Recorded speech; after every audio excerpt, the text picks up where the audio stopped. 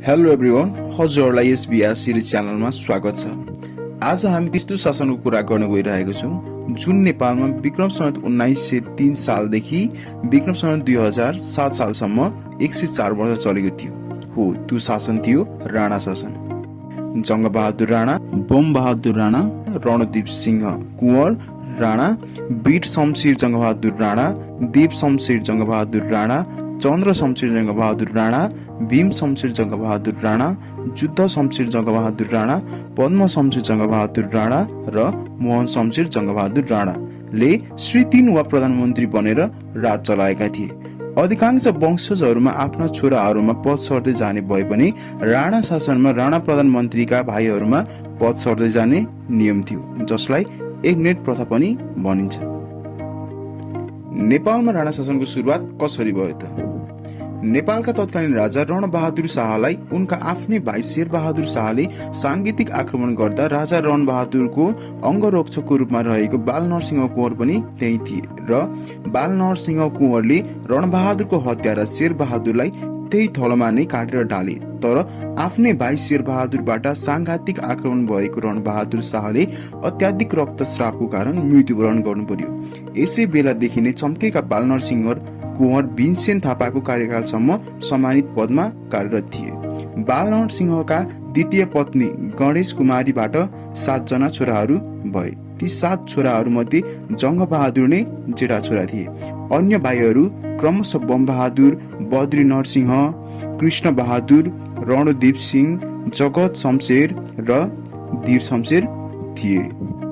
सन् 1837 मा भीमसेन थापाको प्रधानमन्त्री पद खोसिएपछि उनका नाता गोता आसेपासे समेत धेरै जना सेवाबाट मुक्त भए। बालनरसिंहको परिवार ठूलो भएको कारण उनीहरूलाई साह्रै गाह्रो परेको थियो। यही कारण विभिन्न स्थानमा बसाइ सर्दै बसाइ गर्न थाले। सन् 1840 मा राजा राजेन्द्र विक्रम शाह हात्ती खेदा गर्न तराईको जंगलतिर गएको बेला जङ्गबहादुर पनि त्यही थिए र संयोगवश उनी पनि सो समूहमा सामेल हुन मौका पाएको थिए। राजाको अगाडि नै जङ्गबहादुरले हात्ती पक्रेको देखेर राजा ज्यादै प्रभावित भएको थिए र उनका बहादुरीपनको पुरस्कार स्वरूप सरकारी क्याम्पमै यिनलाई कप्तान दर्जा दिई 20 सल्लाहतर्फ दरबन्दी कायम गरिदिए। यसरी जङ्गबहादुर नेपालको राजनीतिक दृश्यमा एक भिन्न पात्रको रूपमा स्थापित भए।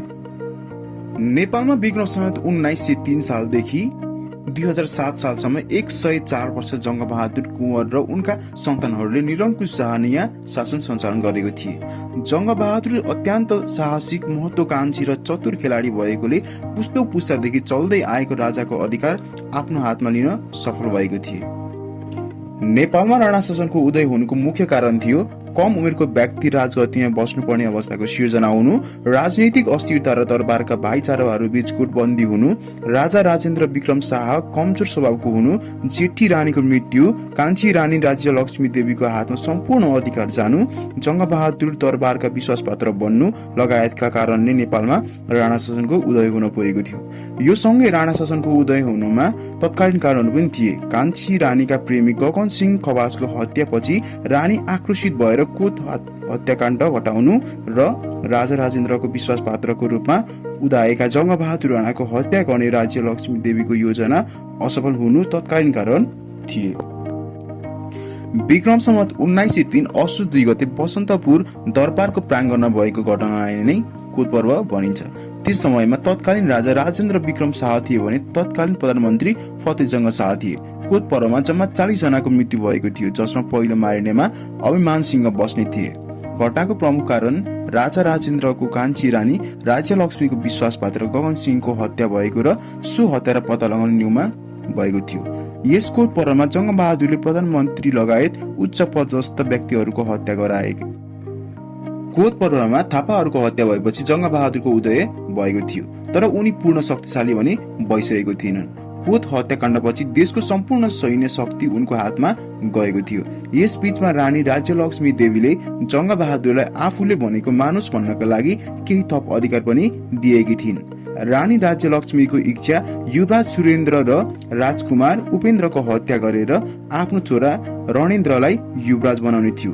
त्यही अनुसार राज्यलक्ष्मी देवीले जङ्गबहादुरलाई 2 भाइको हत्या गरेर रणेन्द्रलाई राजकुमार बनाउन निर्देशन दिएकी थिइन्। तर यो कुरा जङ्गबहादुरले मानेनन्। राजकुमारको हत्या गर्ने जस्तो नीच र गैर कानुनी कार्य आफ्नो तर्फबाट नहुने मात्र भनेनन्, यदि त्यस्तो प्रयास मात्रै गरे पनि रानीलाई समेत कैद गर्न सक्ने भन्दै धम्की दिए। जङ्गबहादुरको मुखबाट यस्तो जवाफ पाएपछि रानी छाकाबाट खसी जस्तो भइन्। त्यसपछि रानीले जङ्गबहादुरको हत्या गर्ने योजना बनाइन्। जङ्गबहादुरको विरुद्धमा रानीलाई सहयोग गर्ने जिम्मा बस्नेत परिवारले लियो। वीरध्वज बस्नेतलाई रानीले जङ्गबहादुरको हत्या गर्ने जिम्मा दिइन्। साथै जङ्गबहादुरको हत्या गरेको खण्डमा वीरध्वजलाई देशको प्रधानमन्त्री बनाइने आश्वासन दिइन् र उक्त पद तर सन्तानका लागि उपयोग गर्न पाउने लालमोहन पनि लगाइदिन्। दरबारका पण्डित विजयराज पाण्डेलाई यो कुरा साक्षी राखिएको थियो।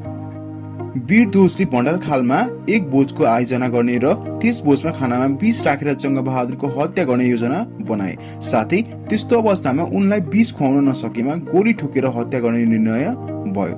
दरबारको यो निर्णय पण्डित विजयराज पाण्डे र दरबारकी सुसारी पुतली नानीले जङ्गबहादुरलाई भनिदिए। विक्रम सम्वत 1903 कार्तिक 12 गते गौशालाको भण्डारखाल बगैँचा नजिक भएको घटनालाई नै भण्डारखाल पर्व भनिन्छ। तत्कालीन राजा राजेन्द्र विक्रम शाह थिए भने तत्कालीन प्रधानमन्त्री जङ्गबहादुर राणा थिए। भण्डारखाल पर्वमा जम्मा 23 जनाको मृत्यु भएको थियो, जसमा पहिलो मारिनेमा वीरध्वज बस्नेत थिए। घटनाको प्रमुख कारण थियो राज्यलक्ष्मीले आफ्नो कान्छा छोरालाई युवराज घोषणा गर्न जङ्गबहादुरलाई आग्रह गरेपछि जङ्गबहादुरले उक्त अस्वीकार गर्दा उब्जिएको थियो। युवराज सुरेन्द्रलाई हटाएर आफ्नो छोरा राजकुमार रणेन्द्रलाई राजा बनाउन चाहन्थिन्। युवराज सुरेन्द्रको हत्या गर्न अस्वीकार गरेपछि उनकै भान्जाको हत्या पनि गराएकी थिइन्। भण्डारखाल योजनाको पोल खोल्ने व्यक्तिमा पण्डित विजयराज र पुतली मैया थिए।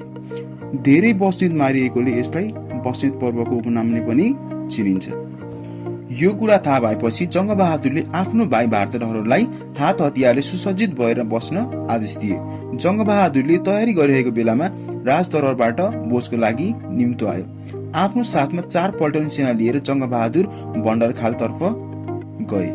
जङ्गबहादुरलाई लिन वीरध्वज स्वयं आएका थिए। वीरध्वजले जङ्गबहादुरलाई रानीले दरबारमा बोलाएको कुरा भन्न नपाउँदै जङ्गबहादुरले त प्रधानमन्त्री भइसकिछस् भने। त्यस बीचमा जङ्गबहादुरले रणमेयालाई वीरध्वजको हत्या गर्न निर्देशन दिए। उनले टुक्रा टुक्रा पारेर वीरध्वजको हत्या गरे। त्यसपछि त्यहाँ दोहोरो झडप हुँदा 23 जना सैनिकको मृत्यु भयो र कतिले जङ्गबहादुरसँग आत्मसमर्पण गरे भने कतिजना भागे। त्यसपछि जङ्गबहादुरको शक्ति अत्याधिक बढ्यो।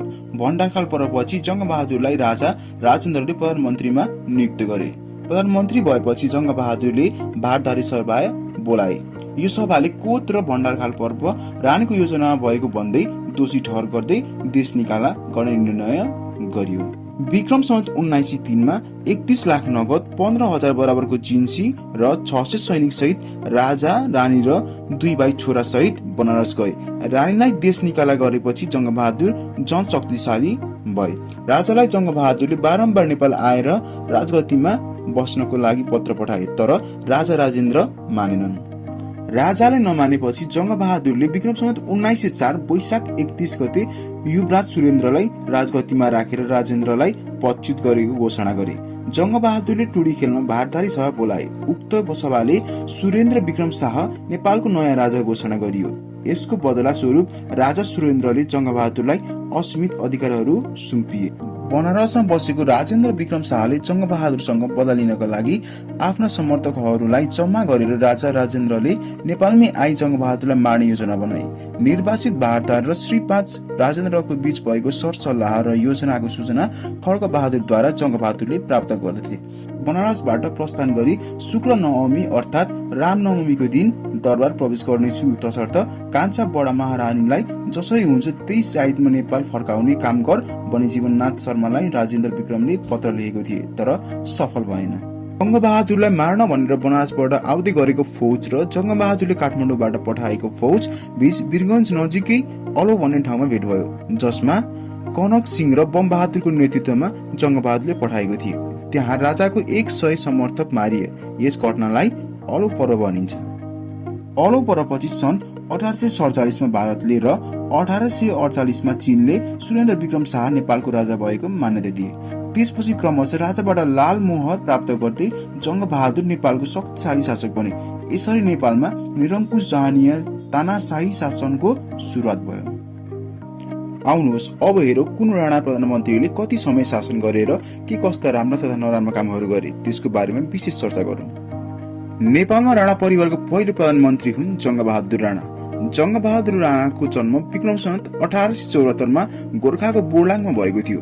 जङ्गबहादुरले विक्रम सम्वत 1913 मा राजा सुरेन्द्रबाट कास्की र लमजुङको श्रीतिन प्राप्त गरेको थिए।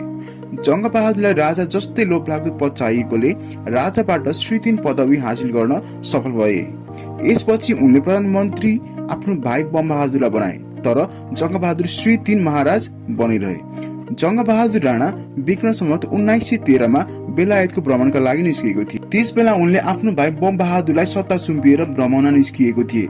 उनी बेलायतमा भएको बेला नै नेपालको तत्कालीन प्रधानमन्त्री बमबहादुरको मृत्यु भयो। बमबहादुरको मृत्युपछि कार्यवाहक प्रधानमन्त्रीको रूपमा जङ्गबहादुरको अर्को भाइ कृष्ण बहादुर बने, तर केही समयपछि नै सो प्रधानमन्त्री पद फेरि जङ्गबहादुरले प्राप्त गरे। तर बमबहादुरको मृत्युपछि कार्यवाहक रूपमा प्रधानमन्त्री भएका कृष्ण बहादुरलाई राणा प्रधानमन्त्रीमा गणना गरिँदैन। जङ्गबहादुरको कूटनीतिको कारणले नै बेलायतले नेपालबाट लगेको 1/3 भूभाग मध्ये नेपालको 4 जिल्ला फिर्ता दिएको थिए। ती 4 जिल्ला बाँके, बर्दिया, कैलाली र कञ्चनपुर थियो। त्यति बेला 4 जिल्लालाई नयाँ मुलुक भन्ने गरिन्थ्यो। बेलायतसँग निकै नै नजिक थिए जङ्गबहादुर राणा। जङ्गबहादुर राणालाई बेलायत भ्रमण गर्न 231 दिन लागेको थियो। जङ्गबहादुरले निकै नै राम्रो कामहरू पनि गरेको थिए। 16 वर्ष मुनिको महिला र 5 वर्ष मुनिको छोराछोरी भएका कुनै पनि महिला सती जानु नपर्ने व्यवस्थाको सुरुवात गरेको थिए। साथै उनले एग्नेट प्रथा पनि चलाएको थिए। दरबारी स्कुलको स्थापना इत्यादि कामहरू गरेको थिए। उनको मृत्यु विक्रम सम्वत 1933 मा भएको थियो। त्यसपछि उनको भाइ रणदीप सिंह राणा नेपालको प्रधानमन्त्री बनेको थिए। उनी 9 वर्ष नेपालको प्रधानमन्त्रीमा रहे। रणदीप सिंह राणा प्रधानमन्त्रीमा हुँदा नै उनको कान्छो भाइ धीर शमशेर कुँवरको निधन भएको थियो। उनको पालामा सर्वप्रथम पात्रो प्रकाशन र मालपोत उठाउने नयाँ बन्दोबस्त भएको थियो। रणदीप सिंहको निधन हुँदा उनीहरूको परिवारको दोस्रो पुस्ता अर्थात् जङ्गबहादुरको छोराहरू प्रधानमन्त्री हुने पाला थियो। त्यसै कारणले नै रणदीप सिंहको भतिज तथा धीर शमशेरका छोराहरूले रणदीप सिंह र जङ्गबहादुरको छोरा जगतजङको हत्या गरेर कु गरेको थिए। यो कुलाई 42 सालको कु पनि भन्ने गरिएको छ। यो कु पश्चात राणा परिवारबाट शक्ति शमशेर परिवारमा गएको थियो। त्यसपछि नै 17 भाइको शासन सुरु भएको थियो। तर ती 17 भाइ मध्ये 5 भाइले मात्र शासन चलाउन पाएको थिए। ती 5 दाजुभाइ वीर शमशेर जङ्गबहादुर राणा, देव शमशेर जङ्गबहादुर राणा, चन्द्र शमशेर जङ्गबहादुर राणा, भीम शमशेर जङ्गबहादुर राणा र जुद्ध शमशेर जङ्गबहादुर राणा थिए। र चन्द्र शमशेरको छोरा मोहन शमशेर र भीम शमशेरको छोरो पद्म शमशेर प्रधानमन्त्री बनेको थिए। वीर शमशेर शमशेर परिवारको प्रधानमन्त्री थिए। उनका पिता धीर शमशेर थिए। वीर शमशेरले निकै नै राम्रा कामहरू गरेका थिए। वीर शमशेरले दरबार हाई स्कुलको स्थापना, वीर अस्पतालको निर्माण, वीर टावर अर्थात् घण्टाघरको निर्माण, प्रशासनिक क्षेत्रमा सुधार, विक्रम सम्वत 1948 मा काठमाडौँमा खानेपानी ल्याएको थिए। त्यस्तै गरी विक्रम सम्वत 1952 मा भात गाउँमा खानेपानी पनि ल्याएका थिए। पुलहरूको निर्माण, वीर पुस्तकालयको स्थापना इत्यादि कामहरू गरेका थिए। विक्रम सम्वत 1958 मा उनको निधन भएको थियो। वीर शमशेरको निधनपछि उनका माइलो भाइ देव शमशेर देशको प्रधानमन्त्री बनेको थिए। देव शमशेर केवल 114 दिनको लागि मात्र देशको प्रधानमन्त्री बनेको थिए। धीर शमशेरको 5 छोराहरू मध्ये 42 सालको कुमा सहभागी नहुने उनी एक मात्र छोरा थिए। उनी जङ्गबहादुर राणाको परिवारसँग निकै नै नजिक थिए, जसको कारणले नै उनलाई कुको बारेमा उनको दाजुभाइले भनेको थिएनन्। उनलाई कुको बारेमा भनेमा जङ्गबहादुर राणाको परिवारलाई भनिदिए डर अरू भाइहरूमा थियो। यसै कारणले उनी कुमा सहभागी हुन पाएनन्। त्यस कुमा उनी जङ्गबहादुरकै परिवारमा थिए। त्यसै कारणले नै शमशेर परिवारको एकजनाले उनको हत्या गर्न लाग्दा उनी देव शमशेर भनेर पत्ता लागेको थिए। त्यसपछि उसको हत्या गरिएन। शमशेर परिवारले देव शमशेरलाई खर्चिलो भन्दथे। उनको पालामा विक्रम सम्वत 1958 वैशाख 24 गते गोरखापत्र दैनिकको सुरुवात भएको थियो। उनले काठमाडौँमा विभिन्न स्कुलहरू पनि निर्माण गराएको थिए। यसै गरी उनले दरबार हाई स्कुलका लगायत अरू स्कुललाई राणा परिवार बाहेकका लागि पनि खुला गरिदिए। उनले समय जनाउनको लागि तोप पड्काउने चलनको पनि सुरुवात गरेको थिए। उनले नेपालको युवालाई थप शिक्षाका लागि जापान पनि पठाएको थिए। देव शमशेरले जापानलाई आदर मानेर देश विकास गर्न खोजेको थिए। 114 दिनपछि उनकै आफ्ना भाइहरूले उनलाई धनकुटा खेदेको थिए, जस पश्चात उनी आफ्नो परिवार सहित भारत गएको थिए। उनी भारत गएपछि चन्द्र शमशेरले देव शमशेरलाई राम्रो सेवा सुविधा दिनु भन्दै बेलायत सरकारलाई आग्रह पनि गरेको थिए। यस आग्रह पछि नै बेलायत सरकारले उनलाई दिल्लीमा विशाल जंगल लिनका लागि अनुरोध गरियो, तर दिल्लीमा गर्मी हुने र आफूलाई जाडो मन पर्ने भन्दै उक्त अनुरोध अस्वीकार गरे। जस पश्चात उनले मिसुरीको धार पानी भन्ने ठाउँमा एक दरबार निर्माण गरेर त्यही बस्न थाले। उनी भारत गएपछि शासन सत्ता चन्द्र शमशेरको हातमा आएको थियो। देव शमशेरले जनताको हितमा धेरै काम गरेको हुनाले चन्द्र शमशेरले उनलाई धनकुटा खेदाएर आफै प्रधानमन्त्री बनेको थिए।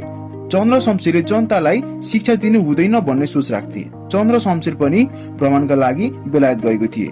भ्रमणमा उनले युरोप नेपाल भन्दा निकै नै विकसित भएको देखेको थिए, जस पश्चात नै उनलाई लाज लागेको थियो।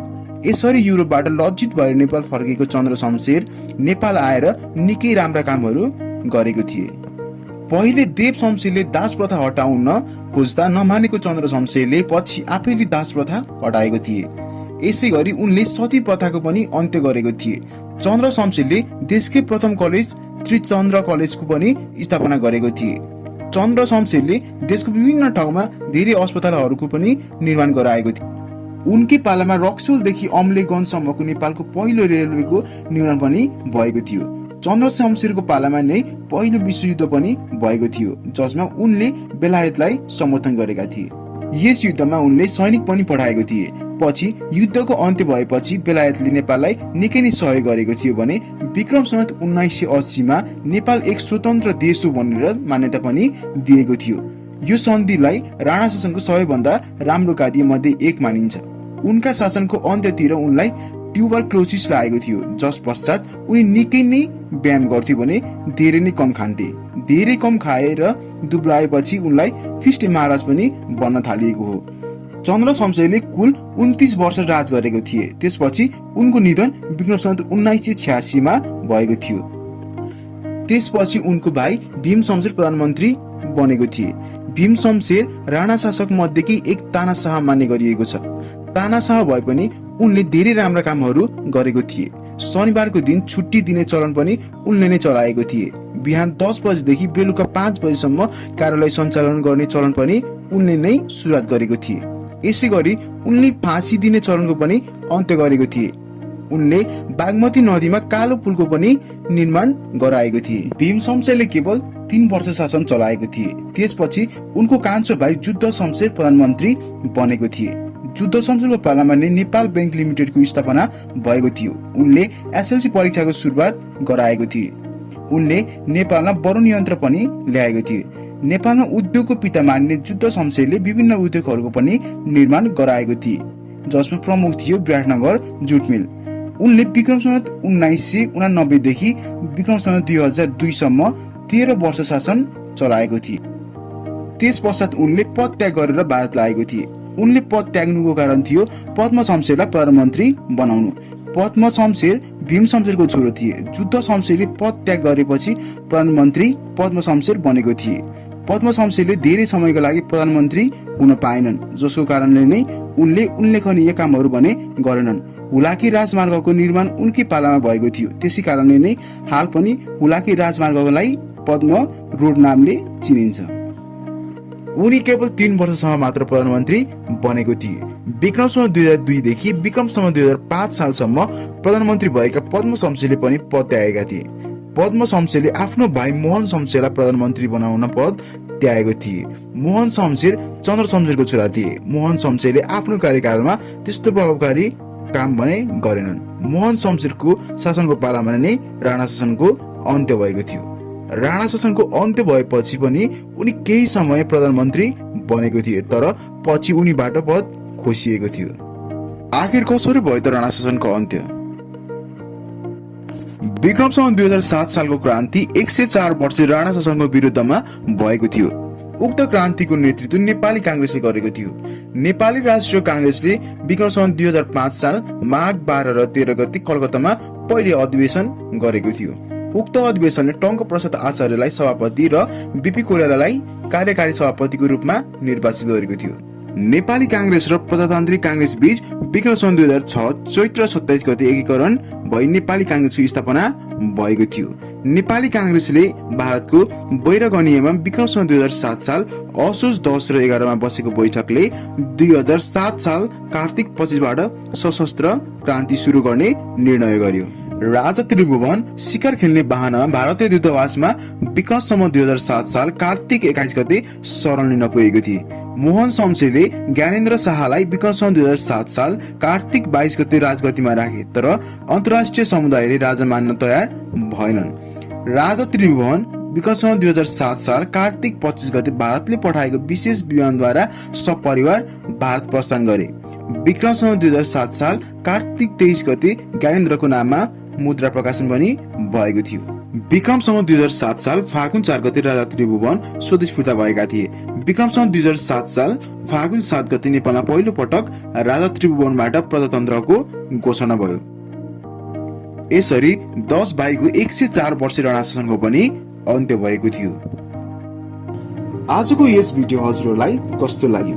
यदि राम्रो लाग्यो भने लाइक कमेन्ट गरिदिनु होला।